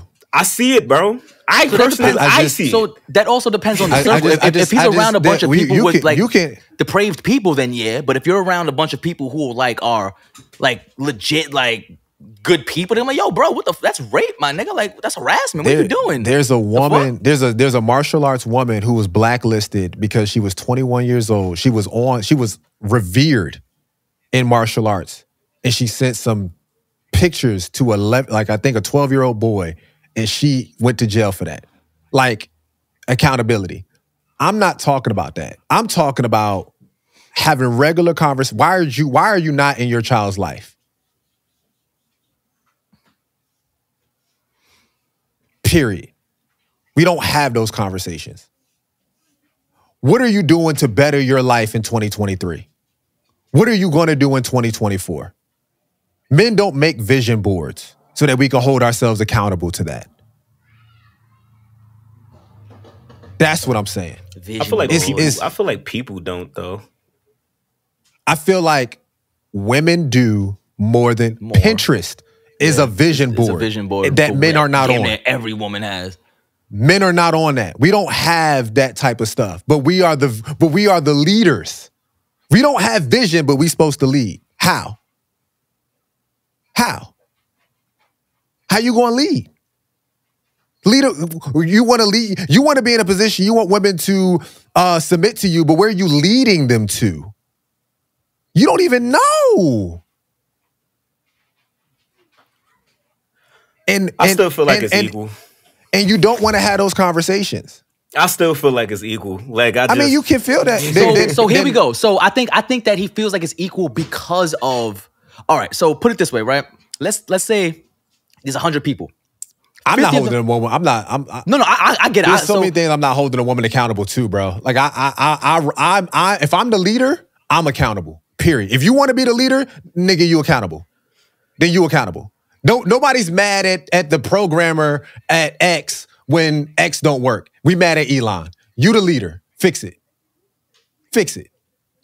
Nobody's mad at anybody else when Instagram not working. We mad at Mark. You the leader. Yeah. Fix it. Yeah, absolutely. So to go with what Z's was saying as far as I mean, you could still say the same thing about Rihanna and Fenty. Like, nobody's mad at the employees. They mad at Rihanna. You're the leader. Fix it. As a man, fix your family. So as a man, fix your, but we're not having those conversations as men. Yeah, but let hold on a second. Look, when Z said that he thinks it's equal, here's why I feel like that's a lot of people feel that way. A lot of people feel the same way he feels, and it's evident in society today. And the reason is because your circle. If you take 100 people and 50 are dumb and 50 are smart, and 25 of those smart people hang out with each other, and the other 25 hang out with the dumb people, the 25 people who hang out with each other are not going to say that they feel it's equal, because all of their peers hang out with the same type of people. So it's not equal to them. If your circle consists of those type of people, then you're going to feel like it's equal because it is. Because you're not filtering out your circle. You're not doing a proper job of protecting your circle. Bro, I would just look at the education system, bro. Like the way that our women are being educated, they are taking accountability for taking control over their lives, bro. We're not doing the same thing. It's not even the same level of action. Like, it's different. We have the ability, especially as black men, to like do a lot of things really, really well naturally. like really, really well naturally. Yeah. And then when I get to a conversation to where, hey, where you're at right now is fantastic. You need to do these things to get you to the next level. Men don't want to do it. It would be great if you just learned this. You would be even better at that if you just learned this. And I can't tell you how many friends that I've seen wasted potential or start a thing. Even when I was younger, I didn't want to have accountability to go to college. My family did everything the right way for me. Send me the money, help me with the applications, all that stuff. No accountability, bro. Society is playing a big part in women's accountability now, too. Though we say a lot of negative things about society, in this aspect, society is helping women in the sense of we're still going through a women's revolution. Women in the workplace, women CEOs, women entrepreneurs, black female CEOs, women in IT, women in making apps, technology, all types of different shit. I agree. So society is making women have to feel like they have to be accountable. Like, no, I'm just as good as a man. So I'm going to take accountability for all the things that I'm supposed to take accountability for. I'm going to own it. And I'm going to be better than a man because these men aren't owning it.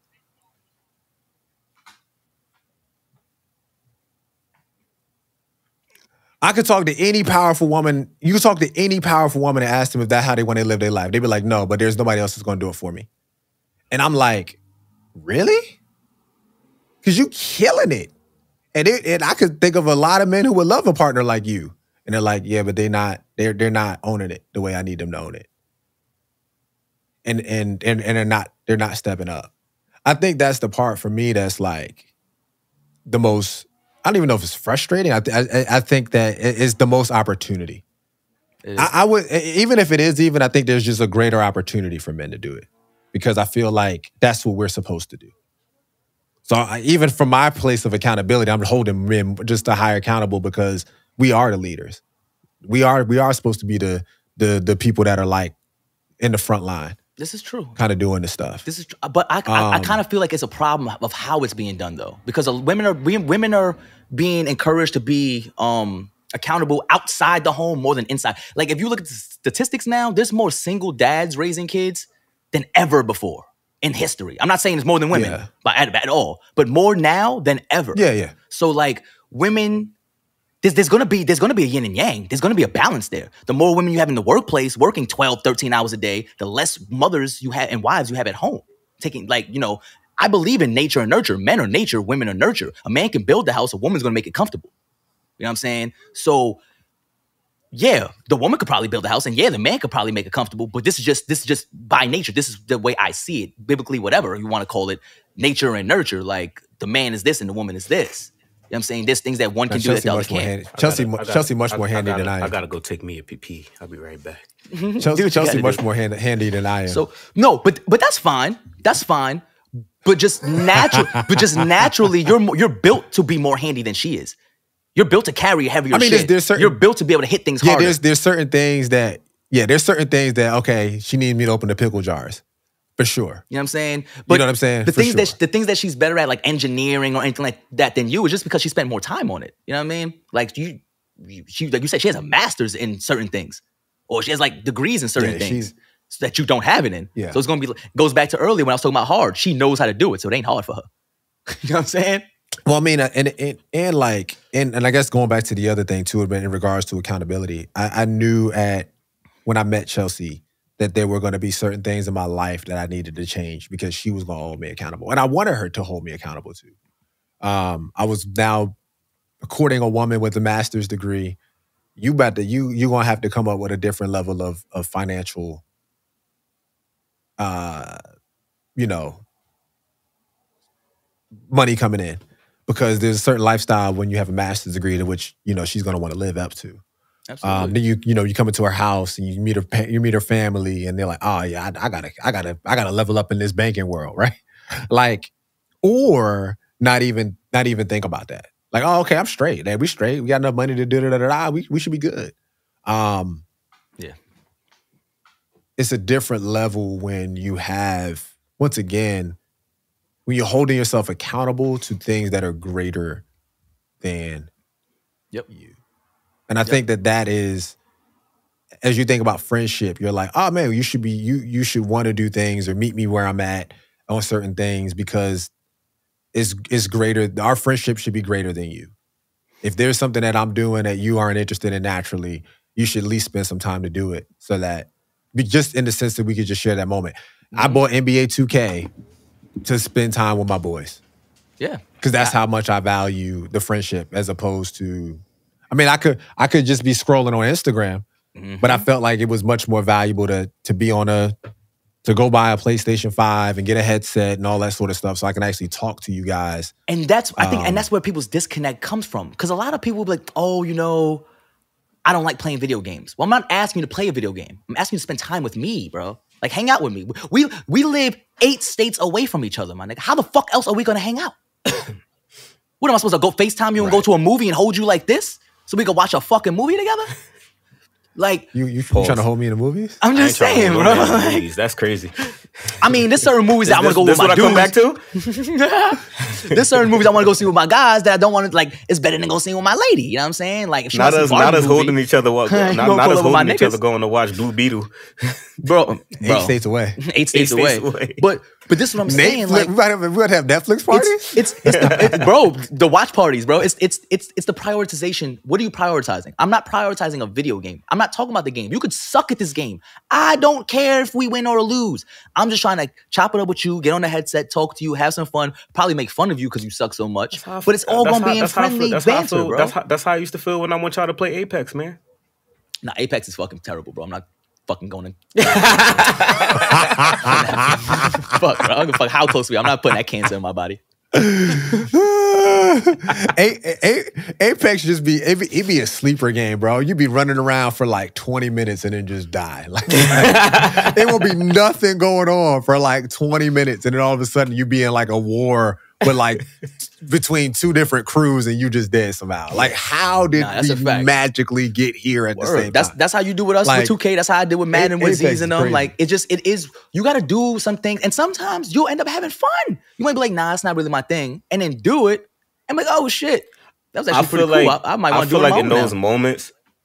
feel like in those moments, you get to also learn more about people too. Absolutely. Like that's the big part for me. Like I feel like this is something that I have with myself that I'm selfish with, is that like I feel like if you don't have anything of value to bring to me in a friendship, any kind of relationship, if I can't learn anything from you, then it's easy for me to be like, block. We just talked about the block button earlier. Oh yeah, See, I think for me is that for me it's the other way around. If I can't give them anything, if I can't provide any level of value to them, I feel like me being the person that I am, like whenever there's anybody around me in my circle that I feel like is having like a bad day, or you know what I mean, like they're just going through a rough patch or a tough time in their life, I feel like it is my duty, not even my job, it's my duty to make that person laugh. To please that booty? Duty to make that person have a. Oh, I'm sorry. It's my duty to please that booty. You know what I mean? But what if they're not allowing you to? So what if they're like, nah, I ain't really trying to do that right now, Z's. Like I feel like those are the moments I'm saying. Like I'll never have those moments. I can't even answer that question. Oh wow, that's crazy. Yeah, I will try to provide value to a person, and I think in those moments. It doesn't have to even be something like too serious. Mm-hmm. But if it's like if we're having a conversation and things that I'm saying are being nullified, then why are we even talking?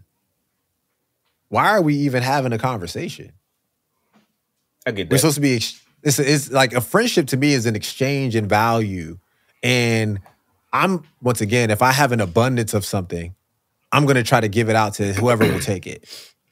You should always want to over-deliver to your friends. Like, oh, it should never be like, oh, he helped me do this one time, so I'm going to help him do something one time. No, always over-deliver with your friends, bro. Yeah, that's where the joy comes in. Yeah.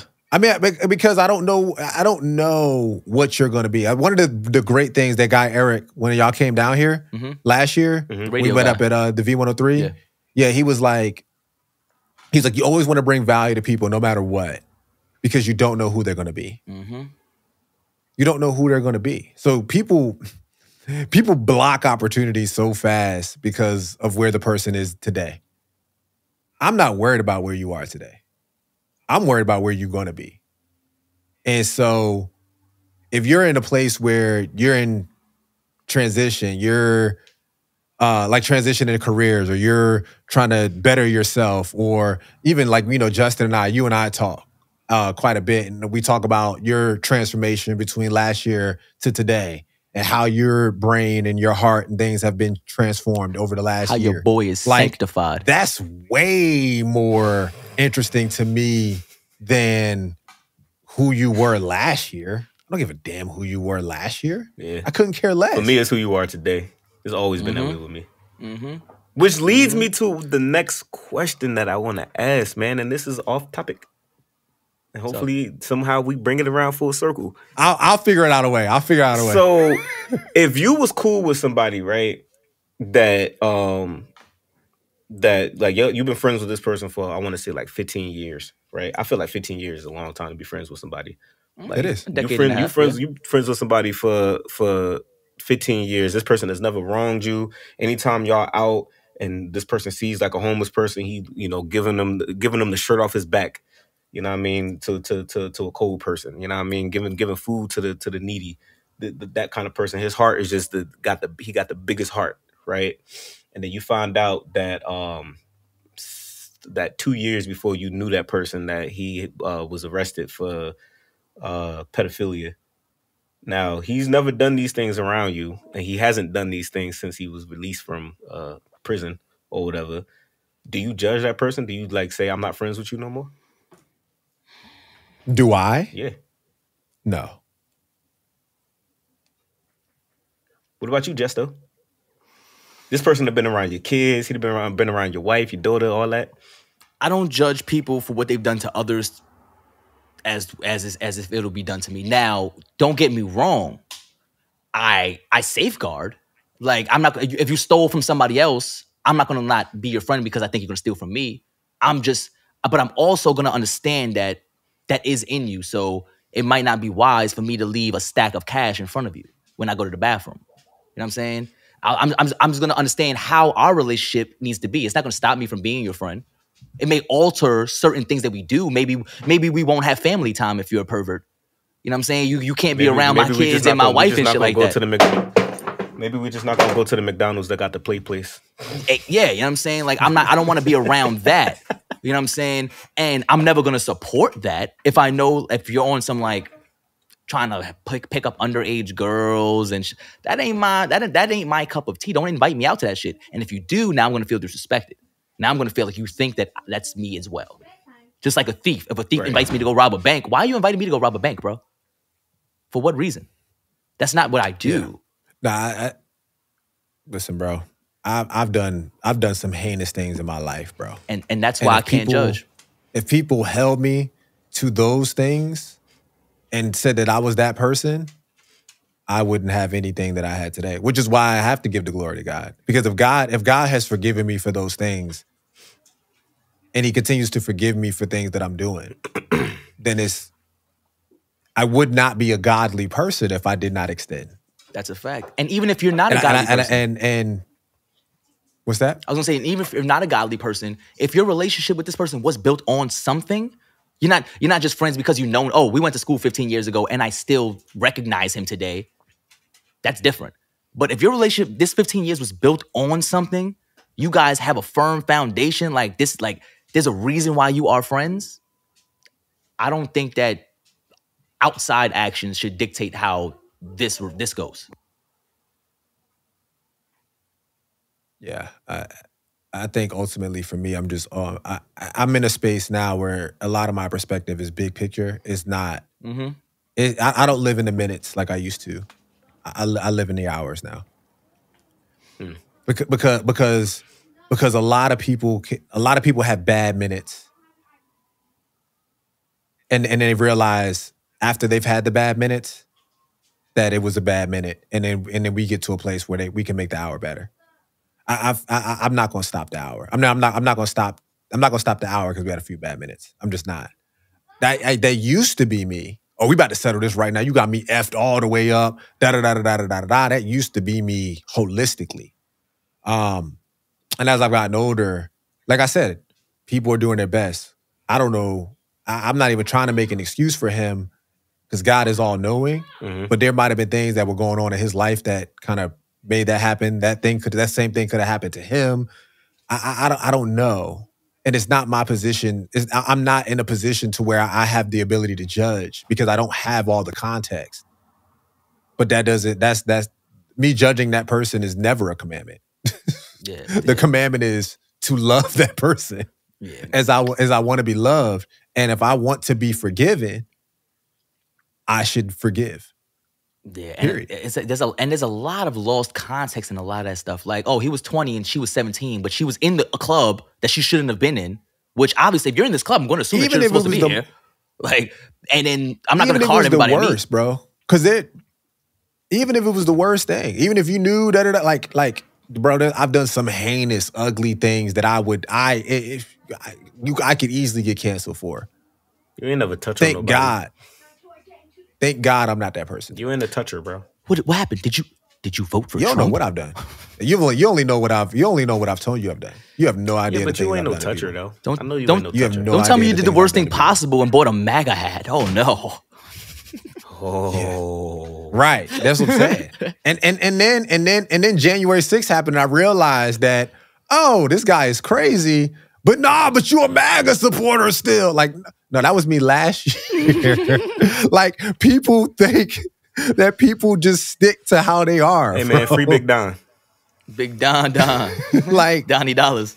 nah, bro. People grow and change, bro, all the time. Absolutely. All the time. They definitely do, man. They definitely do. So what I've got from this, as far as relationships go, is that relationships need to be built on something, man. Relationships need to be built. So there has to be some kind of firm foundation for a friendship, a marriage, a fucking a colleagueship, some kind of firm foundation. Right? So, and in that, there has to be needs to be built on a worldwide federation. Russian Federation, and in that he got me singing. He got me singing. Not as messing up his outro. It's all ties hand in hand. Because we had a good time talking, so now we're all loosey goosey, as they say. Anyway, in that foundation, there has to be accountability. Don't you ever refer to me as being loose, bro? You loosey goosey, nigga. Bro, they can see ever it. Refer to me as being loose. They see it. You said it earlier. Everybody who's been watching, loose about me. Everybody who's been watching for the past hour 40, they like, yeah, you loose, nigga. You just talk about niggas being serious earlier. You loose as a goose, baby. Yeah, I need to smile more. And and real quick to the men out there, like since we talk about holding men accountable for things, real quick to the men out there, if you in Walmart, and I'm only using Walmart as a place as a certain place, but this is anywhere.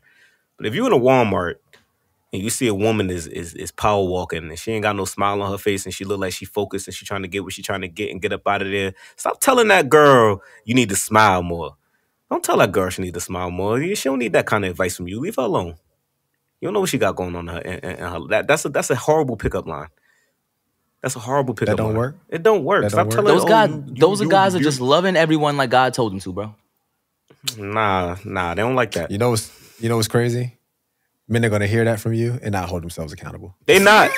They're gonna be watching this. They're gonna be watching this. Like, fuck this nigga talking about. They gonna make shut your bitch ass up, nigga. What the fuck? Shut your ass up, nigga.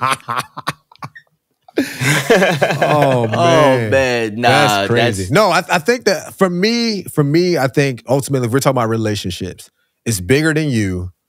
Everybody has inherent value. We need to see people's for the inherent value that they actually have, and taking accountability for the friendships that you are trying to nurture is going to ultimately help you win more friendships than will help you lose. Absolutely. Definitely. I think those are like the three things for me. That's a fact. Like the three, I don't know if you have three Z's, but I actually have three.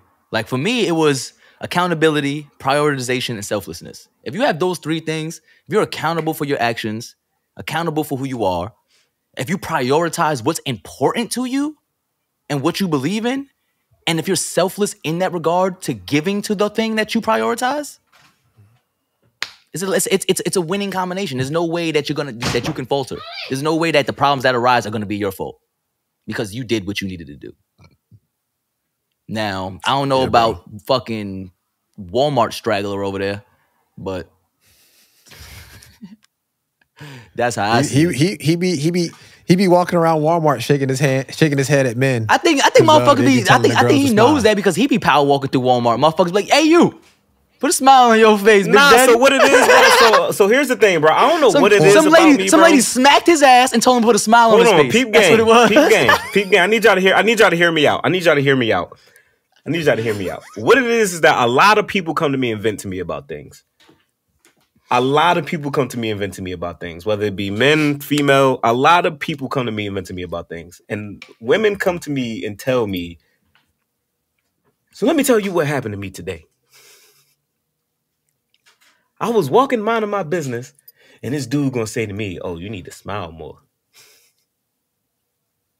And it's not the only time that I've ever heard a girl say that. Women don't like that. So what you're telling us is that every woman you know has you in the friend zone, so because they just talk to you about shit like this. Yeah, bro, I'm friend zone like a mother, and I don't mind being in the friend zone. Ain't nothing wrong with that. You married? Ain't nothing wrong with that. Yeah, like I'm cool in the friend zone. I'm deep in the friend zone. Deep in the friend zone. But yeah, man, that's how. I don't care about that at all. I've been in the friend zone for a while now. Yeah, man. It's crazy because that's not not common knowledge that women don't like that, and men won't change the behavior. Catcalling is never gonna die, bro. And then that's another thing. Like when you tell her that she needs to smile more and that she curse you out, don't call her out her name. Don't start wilding. Don't do that. I hate when men do that. That's one thing that I hate what men do. If you hit on a girl and she go dub fight you, every man who does that. And she dub you, you want to call her all kind of bitch and all that. Oh, that's why you ain't never gonna be happy and da da da. Like, come on, bruh. Yeah, that's not nice, guys. Stop doing that to Z's. I'm telling y'all to take accountability. That's all. It's hard, bro. Accountability is hard. Accountability, I don't think it's hard. I think it's scary. I think anybody can say, yeah, I did that. Ooh. I think it's scary to say, yeah, I did that. Oh, you pie now. I think, because, I mean, people, just like, I don't know, bro. That's a whole nother discussion. But people think that shit just be too hard, man, and just do it. Like Nike said, just do it, bro. Just do it. Just do it. Difficult takes a day, impossible takes a week. That's it, bro. Difficult takes a day, impossible takes a week, bro. Philia Nakia, the philosophy of victory, bro. Just do it, bro. Look at you with this victory merch, man, and you out here. You know what I'm saying? Look at you, man. That boy more victory than I am, bro. And that boy, it's crazy. That boy is. For y'all that don't know, get familiar, boy. Victory ATL. Google that. He surpassed you. I know. It's crazy. I'm on the road. I'm on the road less traveled, baby. I don't know what to tell y'all. I'm so proud of him, man. You know what I'm saying? Thank God. You know what I'm saying? Praise God. Praise Jesus for that boy. What? That man's music is different. You heard the last 2 songs? I'm just trying, baby. Man's all positive now. Man's out here rapping like I'm just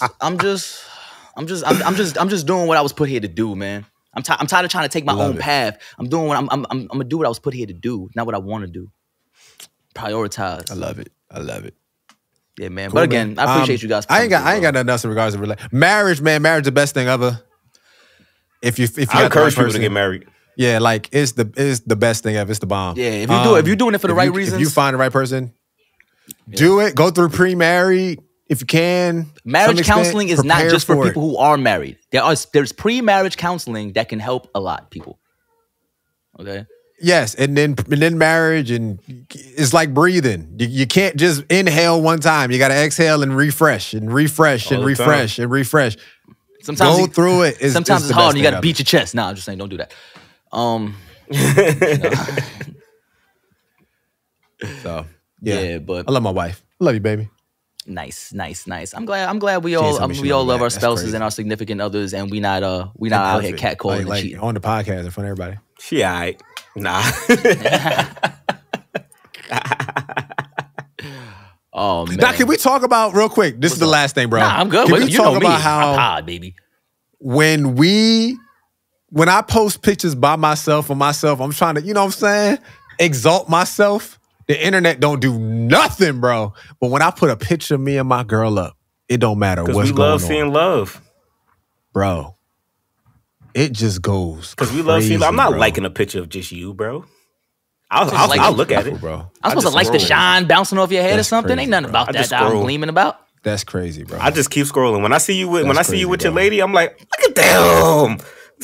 Rick Ross. What Rick Ross said? You gotta get rid of all the friends that don't like your Instagram post. That's crazy. I don't like bro. That's crazy. You come bro. as a package, bro. See, I even like my friends' posts that I don't like. And that's it's bigger than me. I can't even get mad because Jared, it's not about you. See? I love seeing love, bro. I guess I should still like your pictures because you gotta really love yourself to post a picture of yourself. So self-love is still a thing. There's a lot of people out there. I could be loving on people in the picture and you just be like, he ain't talking about nothing. Man, what is this? This ain't a picture of Modus. Get out of here.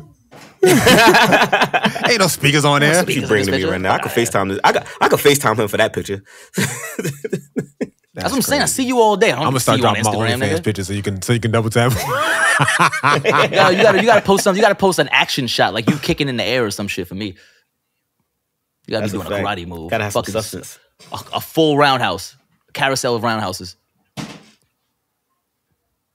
You should do that. That's why I'm at with it. Take a video doing a That's why I'm roundhouse, at with it, bro. and each picture in the carousel is a different frame of the kick. So as a person scrolling, the kick is spinning. Oh, that's fire. You should do that. I'm 37 years old, bro. Them days is over with. Bro, you can still kick heads you still off, got a bro. couple roundhouses in you. 37 years old. Mark Zuckerberg is out there winning championships, goddammit. I know you got it, didn't you? He just tore his LeBron's ACL. He's not even dunking. human. Oh, he did. He did just his ACL.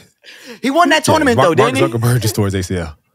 I don't know. He just tore his ACL. You know why? Because he's old. And yeah, LeBron James is an anomaly, bro. I can't. Everybody, but LeBron's the LeBron only spends like one ever $6 in the million a history year of on man. his physical therapy and shit. He's cheating. He's the only person in human history to do the things that he's been doing with his basketball skill. Like I don't know. I don't know. All I'm saying is that The Rock is still eating a stack of pancakes with tequila poured all over it. He's also asking him and Oprah are somehow asking me for money. I don't understand. I'm done with The Rock. Oh, yeah, I've been Rock, done with that you don't nigga get ever off since my- that shit. That nigga's crazy. If you don't get off my Instagram asking me for money, you and Oprah of all people, get out of here, that's bro. wild. Like, what are you talking about? Yeah, The Rock and Oprah Get asking outta for money here, bro. is crazy. That's Nuts. a Everybody pod need it though, bro. for another day because I got a lot to talk about with that situation. But that's a pod for another day. Oh, we're gonna go down a rabbit hole of conspiracy theories. That's what we're gonna do No, next there's time. no conspiracy. Like they violated. I'm about to say, Hawaii. he really, Oprah and The Rock really jumped They on Instagram and violated. asked me for some money. Oh no, Yeah, I'm they- talking about why they even burned down the Hawaii to begin with. Yeah. Talking about all that. Oh, you talking about that? It's crazy. Ask me for money I'll for your listen. crimes. Ask me for money The for your Rock got crimes. enough money to. Fuck is that about? Boy, yo, boy. Jeez Louise. All right, bro. All right, man. I appreciate you guys for coming through, man. We touched on a lot of things today. We even touched on Whoa. I niggas didn't touch getting on- touched on, apparently. We even touched on that. I appreciate everybody coming through, man. It was a great time. We did a lot of I have a question real quick. Could you guys hear when I was hitting my sound effects? Yes. Yeah. So you can hear, like, if I hit this, like, you guys can hear this. Hold on. Acknowledge me. Hey, that's my man. Of course. That's my man. That's Big how I'm Rome? ending. That's how I'm ending every podcast from now on. You ending the pod with Big Rome? Don't do that. That's Big Rome. That's Big not- Rome. First of all, That's Big Rome. We don't respect Joseph Anawai on this podcast. Okay. Oh, Only champions wow. don't- First don't of all, defend what his you're belt. not going to do is talk about get my that nigga man. outta What here. you're not going to do is talk about my man Roman Reigns. That's not what you're going to do. Like you know how we Acknowledge feel him, you about heard people. You know how we feel about people who like Roman Reigns. This is how we feel about them. Stupid idiot.